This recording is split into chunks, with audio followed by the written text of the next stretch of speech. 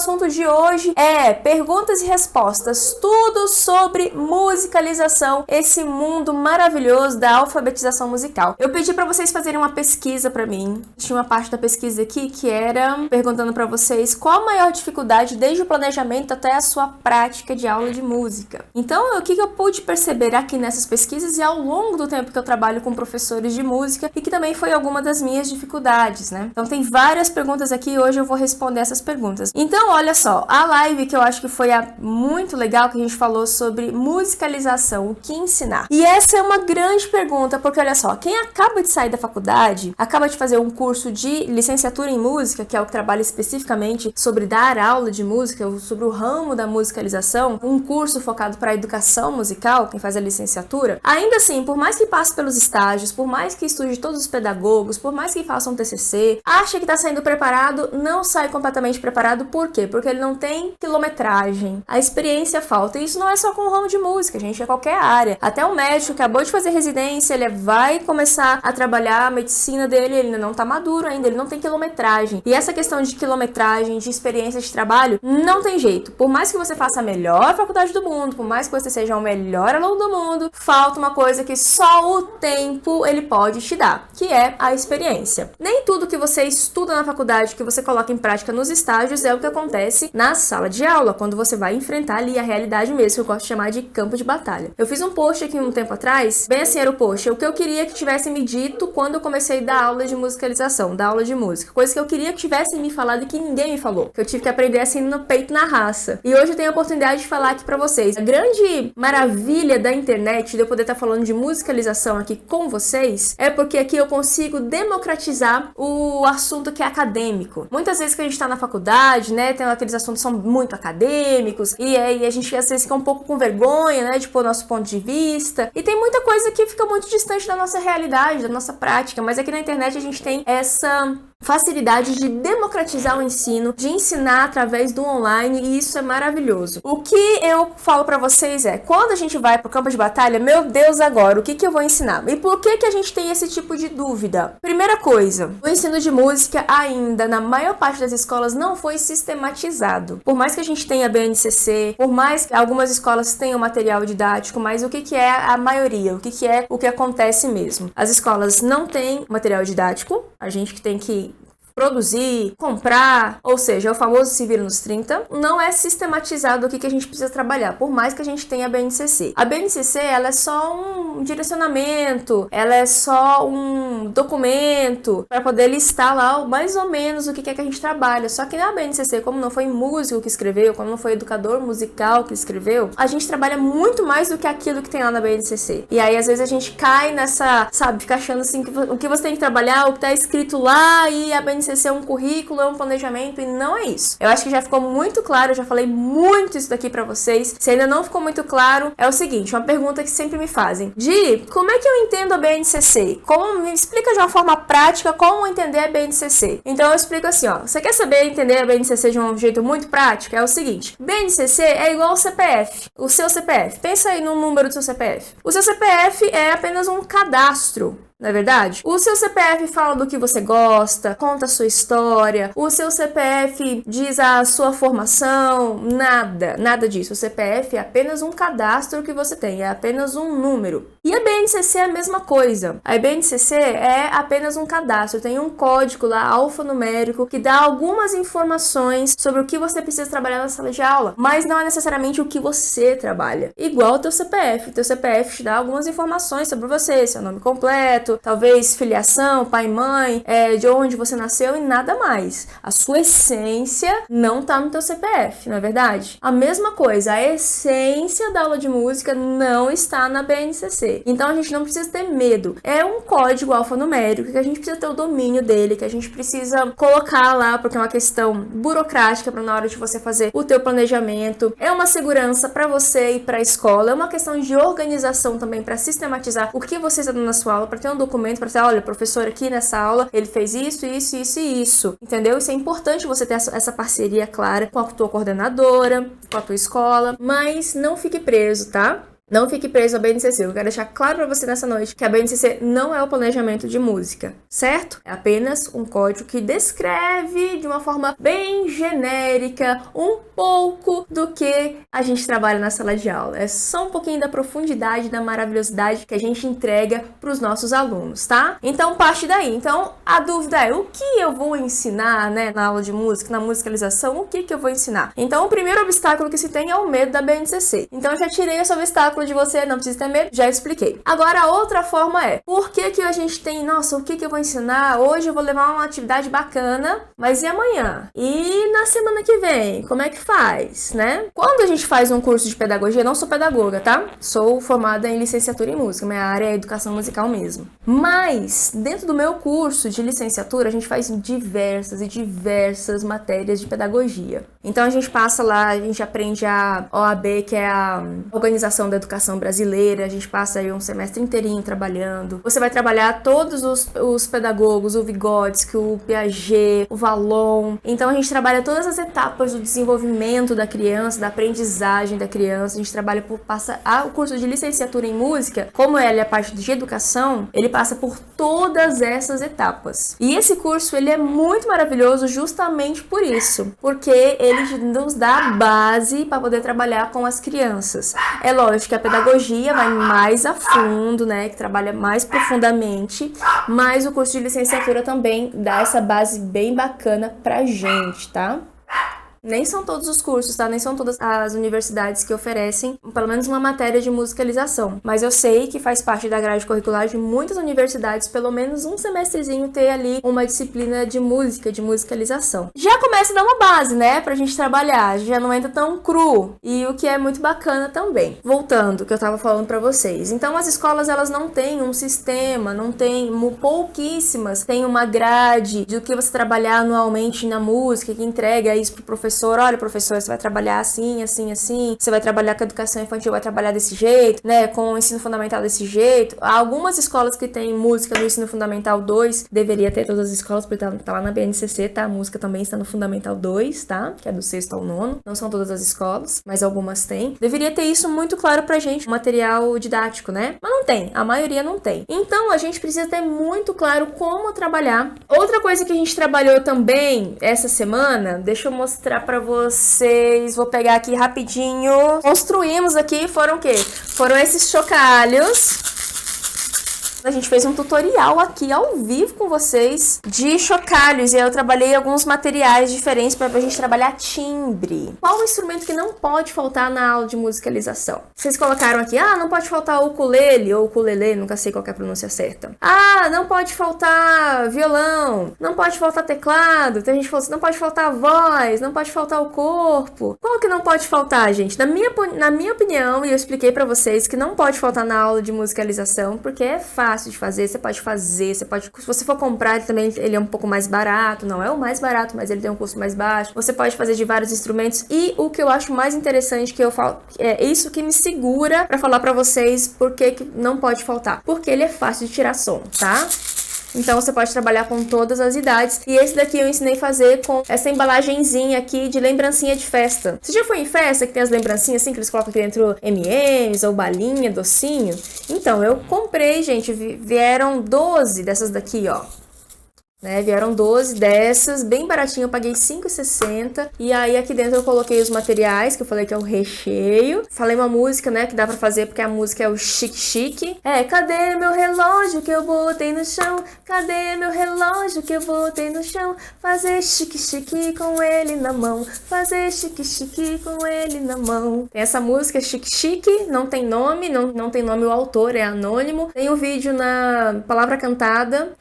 Botei no ouvido pra escutar, botei no ouvido para escutar, fazer chique chique pra lá e pra cá, fazer chique chique pra lá e pra cá. Ótimo pra você trabalhar com as crianças, tá? Então, na minha opinião, o instrumento que não pode faltar na aula de musicalização é o chocalho. Por quê? Porque ele é fácil de tirar som, porque ele é fácil de fazer, porque você pode fazer com N materiais, e essa aqui foi uma sugestão como você pode fazer, tá? Qual autor musical favorito, Kodály? Tá. Bom, tem vários.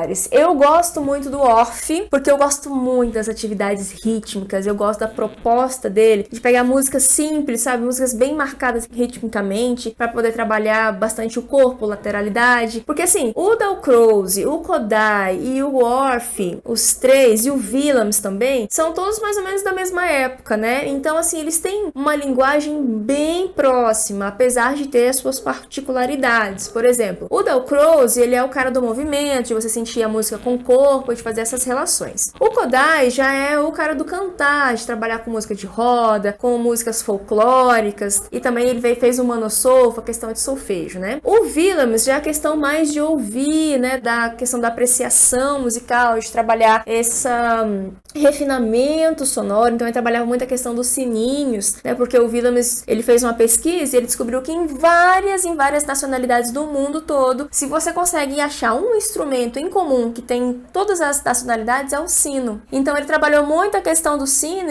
e trabalhou sino de igreja, aquele sineta de vaca. Então tem vários tipos de sino. Então eu acho muito interessante também essa questão do Willems de trabalhar tanto a questão da percepção sonora e dessa questão do refinamento auditivo. E eu gosto muito do Orff, porque eu gosto muito das canções, né? Ele fez o Fortuna, que tem aquela obra grande do Orff, e também na parte de educação musical, então trabalha muito essa questão do ritmo, os materiais, né? Tem toda uma instrumentação Orff, que é feito de madeira, os xilofones de madeira, tem os chocalhos de madeira, as clavas. Então o Orff, ele parte muito do que é natural, principalmente os instrumentos. Então tem toda a questão de instrumentação Orff, e que eu sou apaixonada, e também a questão do ritmo. Então eu não consigo falar pra você assim, que eu sou mais que apaixonada, mas quando fala em questão de organização, de fundamentos da aula de música, aí não tem como não falar do Suanik, né? Então o Suanik, questão de organização, questão de essência da aula de música, ele explica isso pra gente com uma clareza muito grande, com uma forma assim muito clara. E quando a gente consegue entender a matriz curricular do Suanik,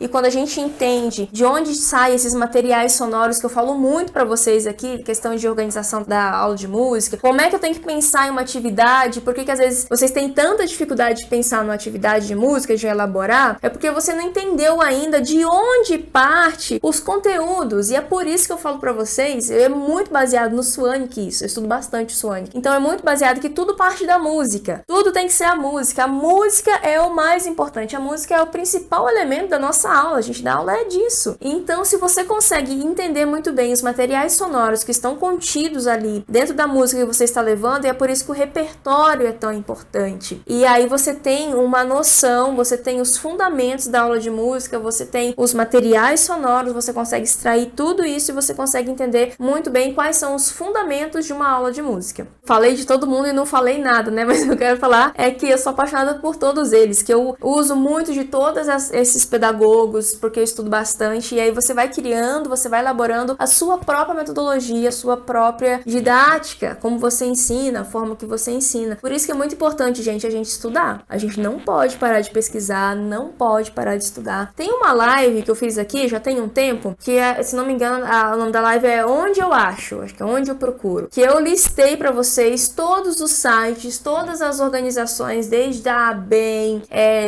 ISME, e todos os institutos onde você procura o quê? Os artigos, onde estão os livros, onde você pesquisa, onde você aprofunda. Mas eu sei que você, professor, que tá aí no campo de batalha, né, trabalhando com plano de aula, a gente fica sem tempo pra poder aprofundar, não é verdade? Eu sei como é que é isso, era uma luta pra poder aprofundar, mas assim, eu tô aqui pra poder democratizar e trazer esse conteúdo pra você quando você não tiver tempo de aprofundar. É o certo é que você faça sua pesquisa, é que você estude. Mas enquanto você não tem esse tempo, eu tô aqui pra poder falar pra você de uma forma mais clara e pra poder deixar a sua vida um pouco mais leve, tá bom? Porque eu queria que tivesse alguém assim pra mim. Já que não tem, eu quero fazer aqui, tá aqui pra vocês, tá? Bom, vamos aqui pra algumas perguntas que vocês me deixaram e eu vou lendo aqui e respondendo. Repertório de atividades para pequenos, né? Para as crianças pequenas. Acredito quando está falando de crianças pequenas, pode estar falando dos bebês e pode estar falando também ali da educação infantil, ali berçário,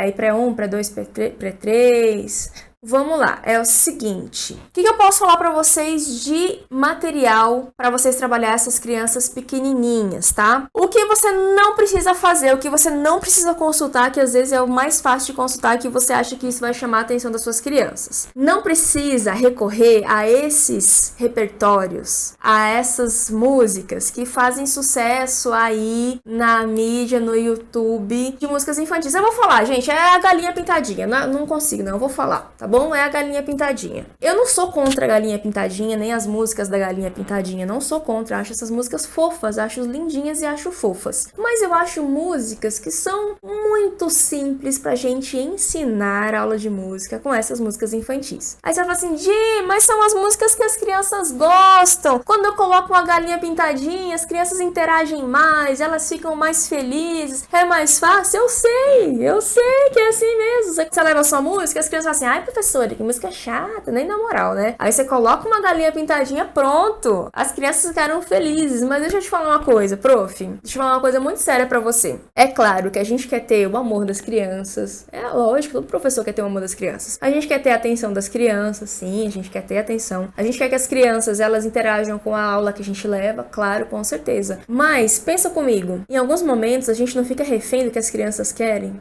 E as crianças, elas querem limites. Elas querem um direcionamento também. As crianças, elas pedem isso. Então, cuidado pra gente não ficar refém do que as crianças querem, do que elas gostam. Porque o que a criança gosta é o que ela tá acostumada, que ela escuta em casa, que ela escuta, sei lá, da família, da casa da tia. E a maioria desse contexto em que ela está não é um contexto de educação musical. Pode ser que essa criança pequenininha, o único contato que ela vai ter com música é na sua aula através de você. Ela vai aprender musicalmente, ela vai se desenvolver, ela vai abrir o ouvido para ouvir outras coisas. Então, cuidado na hora que for trabalhar com as crianças pequenas, você não ficar preso com esses repertórios que são extremamente infantis e que são repertórios muito, muito, muito simplórios. Repertório muito simples, a gente não consegue despertar a curiosidade por coisas diferentes. É como se fosse a questão de alimentação, tá? Se você dá pro seu filho, pro seu aluno, não sei se você é mãe, se você tem sobrinhos, eu não sou mãe, tá? Eu sou tia, eu nasci pra ser tia, não sou mãe, só sou mãe de pet, por enquanto. Mas é aquela questão que se você dá apenas aquela comida que ali é muito...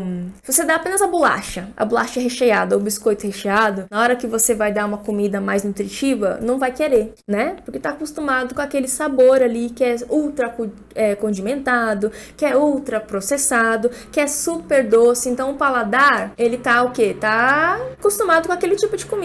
Agora quando você vai dar um outro tipo de comida que é nutritivo, que é natural, não vai gostar. E aí é um processo até se acostumar com essa alimentação, não é verdade? Então tem um processo para chegar até a criança gostar, aprender, às vezes nem gosta, aprende a comer. E com relação a repertório de música é a mesma coisa. Se a criança está acostumada a ouvir e a cantar só músicas que são extremamente simples, na hora que você levar uma música clássica, ela não vai gostar. Mas agora eu vou te dar uma dica, tá bom? Não tô falando para você levar um Beethoven, para você levar, sei lá, um Stravinsky, para você levar um negócio muito pesado para as crianças. Você pode até levar se tiver um contexto, se tiver um objetivo do que você vai levar. Mas agora eu vou te dar uma dica, tá? Quando você trabalha com crianças pequenas, é muito, muito legal que em algum momento da sua aula você tenha ali um momento de relaxamento. Tá, um momento ali que ele vai relaxar, um momento de massagem. Aí se você tiver aquelas bolinhas de massagem para poder fazer principalmente nos bebês, tá? E você coloca ali e faz massagem nos bebês, e aí é o momento de trabalhar a apreciação musical. E aí é o momento de você colocar ali a música clássica. Coloca ali um Mozart, coloca ali um Beethoven, coloca aquela música que em outras atividades ele não ia te dar muita atenção, mas é na hora que ele vai relaxar, você coloca ali. Porque ali, ó, você pensa que não, mas a criança, ela está ligada no que ela está ouvindo. Pode ser que ela não saiba reconhecer ainda os instrumentos, que ela ainda não saiba reconhecer uma frase musical, que parece que ela não faz muito sentido para ela, mas ela vai acostumando o ouvido. Então não subestime as crianças pequenas, não subestime. Leve esse tipo de repertório, porque eles vão se acostumando, eles vão educando o ouvido. E quando a criança ela vai educando esse ouvido, não é porque, eu quero que meu aluno ele seja um violinista, que ele seja um pianista, que ele seja um cantor, que ele seja um maestro. Não necessariamente a aula de música tá na escola para isso, mas é para quê? Para despertar a sensibilidade. É para despertar o quê? A apreciação do belo, o que é diferente. Então, nosso papel é abrir esse leque para os nossos alunos, é justamente entregar para ele o que ele não tem em casa e falar bem assim, olha, tem isso aqui também, vamos escutar isso aqui, tem um pouco disso aqui também. Ah, e o tal do planejamento, né? Vocês têm bastante dúvida, planejamento. Ó, tem aqui, planejamento, aplicar o conteúdo, preparar o conteúdo, fazer o planejamento de aula no papel, fazer planos de aulas para educação infantil. Tem muito em volta de planejamento, né? Eu sei que a gente gasta bastante tempo com planejamento, não é verdade? O que é importante você ter num planejamento? Para ser um planejamento assim, sabe, daquele, poxa, essa professora de música aí, preparada, olha só o planejamento dela, que maravilhoso, olha só esse plano de aula, hein? Chique, né? Tem tudo certinho aqui. Vou falar para vocês aqui o passo a passo aqui do meu plano de aula, tá? Então vamos lá, o que é importante ter? Isso aqui vocês já sabem, muitos de vocês já sabem. Então vamos lá, meu plano de aula começa bem assim. Primeiro eu coloco a série, tá? A série que eu vou dar a aula. Então ali é Fundamental 1, Fundamental 1 e 2, ou Educação Infantil. Então primeiro eu coloco lá qual que é a série. E aí a disciplina e a data. Então tem, ó, série, disciplina e data, certo? E aí você pode fazer de duas formas. Tem dois tipos de planejamento que você pode fazer. Você pode fazer um planejamento bem detalhadinho, que vai ter lá objetivo geral, objetivo específico, duração da aula, os materiais necessários, a estrutura da aula, um passo a passo, o que você vai fazer, todo descritivo, aquele planejamento bem longo mesmo. Você pode fazer esse planejamento. Esse vai gastar mais tempo, que aí você vai descrever passo a passo o que você vai fazer. Então, para você descrever passo a passo o que você vai fazer, antes disso, você precisa ter o quê? Você precisa ter uma estrutura da sua aula de música, o que acontece em cada tempo. Então, vamos lá. Primeira coisa, quanto tempo tem a sua aula de música? A gente tá falando aqui de musicalização, tá bom? A aula de instrumento a gente tem uma outra dinâmica. Aqui a gente tá falando de educação musical, musicalização. A minha aula dura 50 minutos, tá? Às vezes eu acho que é bastante tempo. Quando eu comecei, gente, a dar aula, 50 minutos pra mim era uma eternidade. Por quê? Porque eu não tinha uma estrutura da aula de música. Eu não sabia o que eu tinha que fazer, o que era uma bagunça. E aí chegava um determinado momento que eu falei assim, meu Deus do céu, acabou a aula e tá sobrando tempo. Vocês já passaram por isso? Mas voltando. Então a primeira coisa, você precisa ter muito claro o que são as etapas da aula de música, tá? Então, você separa aí 10 minutos para cada etapa do que você vai fazer. É lógico que às vezes você gasta em alguma etapa você gasta mais, em outra etapa você gasta menos tempo. Então, você precisa aí dar uma observada no que você quer gastar mais tempo. Mas as etapas são: a primeira etapa é a acolhida. Como é que você acolhe esses alunos? O que eu gosto muito de ter é uma rotina, tá? Eu gosto sempre de ter uma música para iniciar e uma música para terminar. Isso é muito interessante porque você mostra essa rotina para os seus alunos. Eles ficam mais seguros. Ah, olha, agora começou a aula. Ah, agora o professor já cantou a música de dar tchau, então a aula já tá acabando. E isso traz, assim, uma tranquilidade para sua turma. Então, presta atenção. Às vezes a sua turma, ela é muito agitada porque talvez você não esteja estruturando a sua aula. Uma turma agitada é quando ela não sabe o que vai acontecer, quais são as etapas, tá? Às vezes a gente acha que colocar rotina dentro da aula de música vai deixar a aula monótona e não vai trazer nenhum elemento surpresa, mas muito pelo contrário, tá? A criança precisa de rotina. Eu sempre tenho uma música de acolhida, que é quando os alunos chegam ali, então já é música de bom dia, é uma música genérica, porque aí eu mudo. Se tá de manhã eu falo bom dia, se tá à tarde eu falo boa tarde. Então eu não dou aula à noite, mas se tivesse dado aula à noite também diria boa noite. Então é uma música genérica que eu posso trabalhar dessa forma. Então a gente canta, os alunos chegam na sala ou eu vou até a sala de aula. Então quando eu já chego na sala de aula, que não é a sala de música, se eu não tenho uma sala pra mim, se eu tenho que ir até as salas onde os alunos estão, primeira coisa que eles já sabem é que eles têm que levantar e espalhar as cadeiras. Não deixo ninguém sentado de fila atrás do outro, sabe? Isso é uma questão minha e que eu recomendo a vocês fazerem isso. Por quê, prof? O aluno, ele já veio ali dar aula de português, dar aula de, sei lá, de matemática, dar aula de ciências. Ser professor é a gente trabalhar com uma turma, ter um olhar no coletivo e ter um olhar no individual. Às vezes, a gente tem aquele aluno que para ele é um terror a matemática, o outro que é um terror o português, o outro que é um terror a geografia. Em algumas aulas, algumas disciplinas, que para esses alunos são muito maçantes, são muito difíceis, que ele não vê a hora de poder, sabe, levantar da cadeira, sair. E aí, em seguida, vem a sua aula de música. A sua aula é um oásis para esse aluno, é o respiro para ele. E às vezes é por isso que fica agitado, entendeu? Então, se você deixa esse aluno ainda sentado na cadeira, por mais que a sua aula seja bacana, passe a fazer uma percussão corporal, percussão na mesa, levar uma música bacana, tal, vai conversar sobre isso, vai fazer uma atividade, vai construir um instrumento, mas ele precisa de movimento, tá? A aula de música é movimento. Então você precisa ter uma estrutura. Então tem um tempo ali de acolhida, tá? Acolhida que você fala oi e tal, não sei o que, conversa ali rapidinho, 10 minutos no máximo. Aí depois você vai ali pra interação social, você vai fazer um alongamento. Faz um alongamento ali com os alunos, coloca uma música ali pra alongar e tal. Os alunos estão muito duros, principalmente depois da pandemia, parece que as crianças perderam a elasticidade. Então trabalha ali, coloca uma atividade ali pra eles trabalhar, já trabalha interação social, e ali você pode trabalhar já uma atividade de batimento, que a gente chama de batimento. Sabe o chocolate? Choco, chocolala, choco, chocotete, chocolate, chocote, chocolate.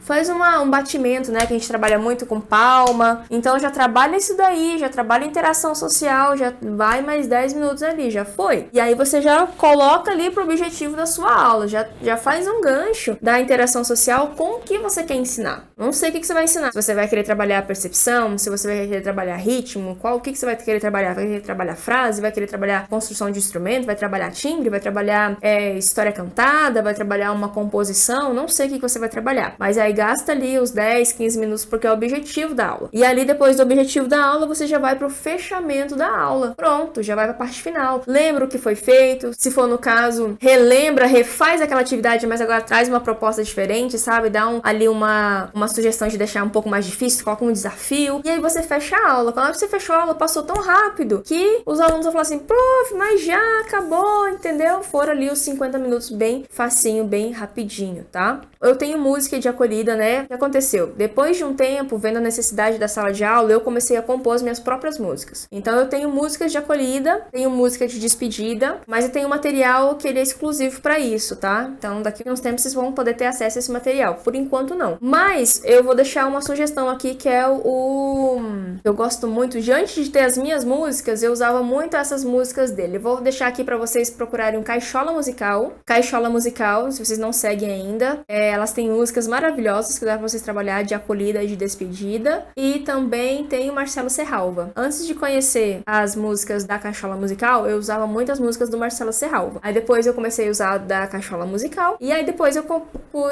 tenho as minhas próprias músicas. Eu comecei a compor pra ter também essa diversidade, pra a música ser exatamente como eu gostaria que fosse trabalhada. Aí eu comecei a compor as minhas próprias, tá? E eu te dou a sugestão de você também compor as suas, tá, prof? Às vezes você tem uma ideia ali, não sabe escrever, sabe o que você faz? Você pega no seu gravador, vai lá, canta a melodia, no seu gravador no celular, e aí depois você tenta tirar ali no piano ou no violão. Se você não consegue ainda, não consegue entender a parte harmônica, chama um colega seu, professor de violão, e aprende essa música e vai começar a compor, tá? Suas primeiras composições vão ser simples, você vai ficar com vergonha delas, vai achar, ai, que música boba que eu fiz. Não pensa assim. Vai compondo as suas próprias músicas, porque você vai crescendo musicalmente como professor. O que fazer quando os alunos querem máxima atenção integral do professor, né? Então, olha só, uma estratégia, quando os alunos eles querem muito sua atenção, não te deixam falar, professor, não sei o que, professor, não sei o que, professor, né? Não te deixam falar, tem dia que a turma tá agitada mesmo, né? Que não dá, mas aí você tem que dar atividade. Aí você tem que ter um olhar clínico para aquele aluno que ele é o líder da sala de aula. Toda sala tem um aluno que ele é o líder, que ele tá à frente, que ele gosta de fazer as coisas, né? Tem aquele aluno que chega assim, que chega na aula e fala assim, professora, o que nós teremos na aula hoje? O que nós vamos aprender na aula hoje? Vocês têm aula assim? Nossa, eu tive vários. Eu lembro o nome de um aqui agora que tenho saudades dele. Eu não é mais meu aluno, né? Já foi pro 6º ano, tá no 7º ano hoje, mas assim, do 3º ao 5º sempre foi professora. O que nós vamos aprender hoje?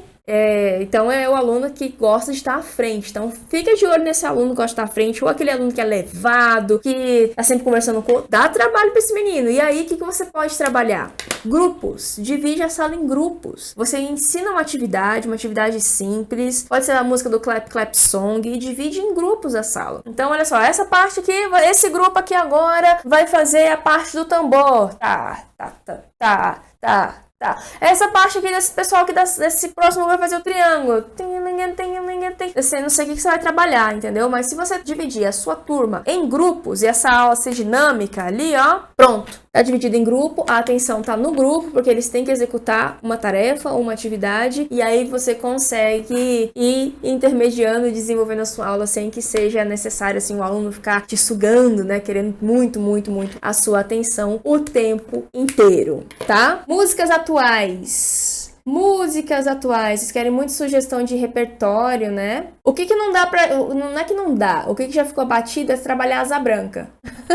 Já trabalhou asa branca com seus alunos? Eu já trabalhei asa branca. Gente, asa branca já deu, tá? Asa branca já deu, uma música linda, maravilhosa, fácil de tocar. É assim, é um hino, né? Quase é um hino brasileiro, mas asa branca já deu, tá? Troca por outra música aí. Sabe qual música que eu falei assim, que era a minha segunda asa branca, que eu trabalhei bastante? É aquela Trem-Bala. Não é sobre ter todas as pessoas do mundo pra si. Nossa, foi a segunda asa branca, mas trabalhei essa música, mas trabalhei.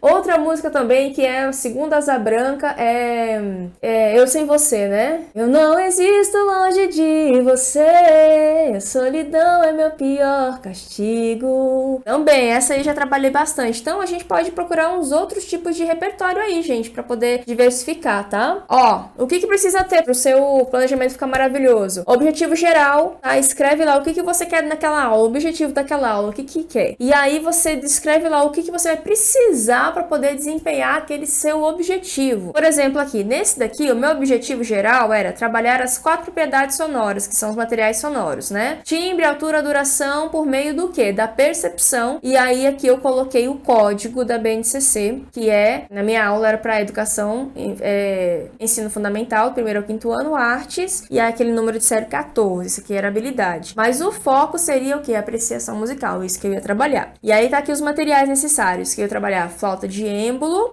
música para acompanhamento, folhas em branco, lápis para desenho dos movimentos sonoros. Então é isso que eu ia trabalhar. Então tava aqui os materiais necessários nesse meu planejamento. E aqui eu coloquei os objetivos específicos. Aqui também você coloca as habilidades. No lugar do objetivo específico, já também eu tenho um lugar para colocar habilidades. Se você não quiser colocar o nome de objetivos específicos, você pode colocar habilidades. E aí você coloca a que melhor se encaixa no que você quer trabalhar. E aí vem a estrutura da aula, são as atividades, é o que você vai fazer. Então a primeira coisa, organizar a sala para que tenha espaço, os alunos fazerem em roda.